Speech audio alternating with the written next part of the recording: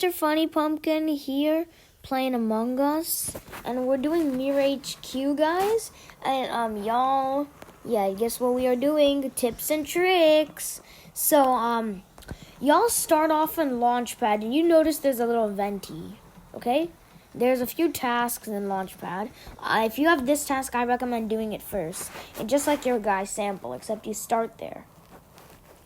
Just like your sample, dude. And then the meeting is a long walk away from Launchpad to the cafe. So you mostly see people like around the triangular section, and the least most populated would be Launchpad flank.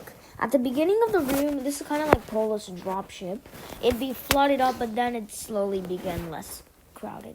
Maybe 1 or 2 people will be there. This try section is like very important. Mira HQ is a unique map for one. Okay? Wait. 1, it's got a bunch of unique tasks that the other maps don't have. 2, it doesn't have an electrical. 3, it doesn't have download data. It has something similar to download data.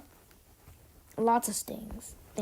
Another one is the camera issue. Most people are like worried, like, oh no, security, there's no cameras. What do we do? Wait, what's this, guys? You might be wondering. It's the door log. It tells you who passed what sensor. This would be handy for, let's say, there is a body at this sensor area. Then you can check and see.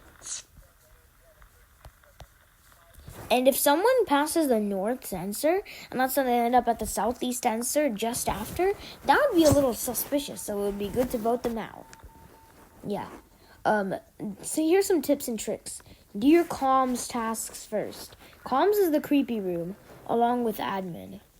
Greenhouse is a big room, and careful with the vent back there. That vent is shielded by this guy, so they can just vent. Bleh. Right? And yeah, guys, that is it for the tips and tricks for Mira HQ. If you want me to do more of these Among Us guides, then you should subscribe. Bye.